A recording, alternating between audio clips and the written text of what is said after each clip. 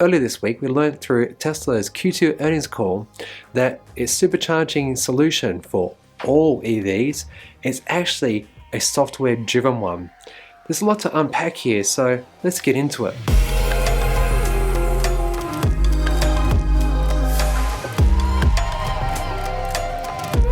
In the earnings call, Elon Musk and others in the actual presentation spoke to how Tesla is looking to open up its EV supercharging network, now at more than 20,000 units worldwide, to anyone else who cares to actually join them.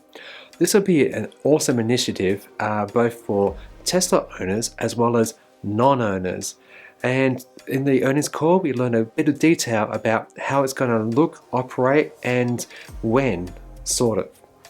Basically, they're going to be doing it through software. That is to say, you drive up to a supercharger, there's a number on it, just like we're used to a normal private DC charging right now.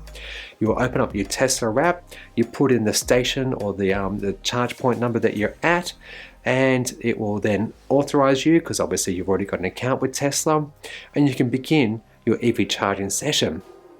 Elon Musk said that for the most part, most EVs can actually utilize this system and not very much needs to be done to make it happen.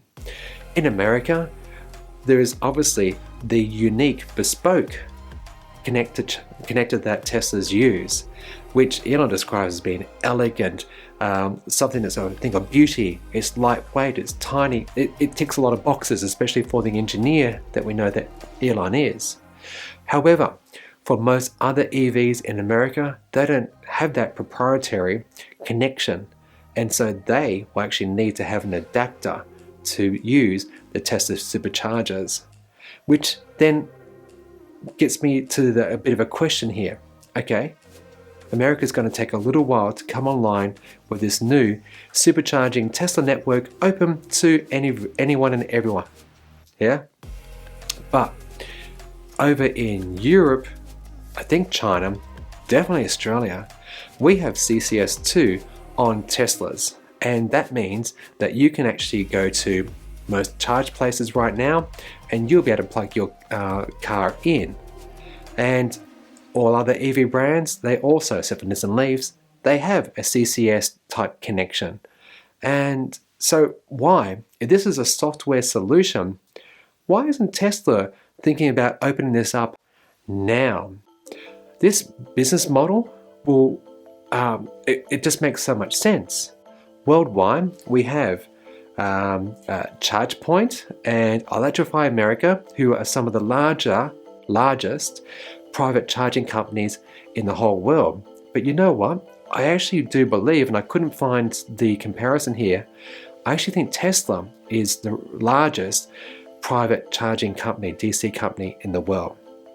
And this opportunity here to have new customers who will pay a premium to actually use these Tesla superchargers is a very good thing, because that means that Tesla can reap in some money, help expand their own network, potentially decrease costs for Tesla owners, offer up maybe new referral programs, because at the moment, if you use a Tesla referral code, you get 1,500 kilometers of free supercharging.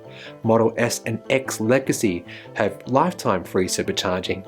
And so I think this is a great opportunity for Tesla. And as they have more than 20,000 of these units worldwide, why not open it up now? You can just, am I right in asking this? Can you see where I'm going here? I appreciate they need to find a hardware solution to interface between the Tesla connector and other EV brands in America, but that's just the one market. We're talking in Europe alone, there's more than 150,000 charge points. Electrify America has more than 20,000 charge points. I could go on, but the point is right now, if Tesla says that this is a software thing, they could do it. And so I really would like to see them do it. Now, there's a little caveat, quid pro quo, if I can say that term correctly, that people need to be aware of.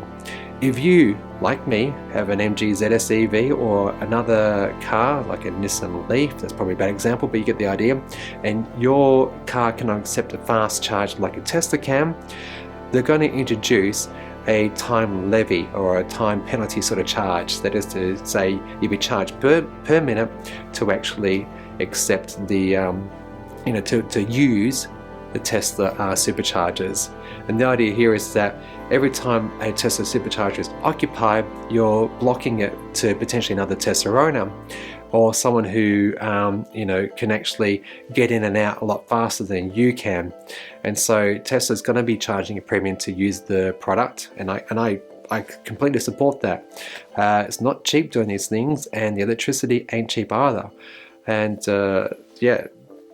do it. At the moment in Australia, as for me, I've only got limited number of DC fast chargers I can access, but if I was to be able to access the Tesla superchargers, my opportunity doubles, more than doubles, and that I would happily pay for, especially in a rescue charge situation.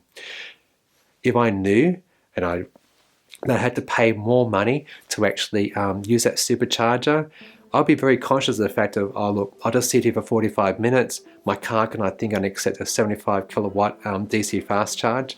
So I'll get myself enough energy to be able to safely move on to somewhere else, and they'll be a lot cheaper. But nonetheless, if I need it and I need it now, I'm going to use it. So what do you think? Should Tesla be opening this up as soon as they possibly can for other markets, and they can do America later?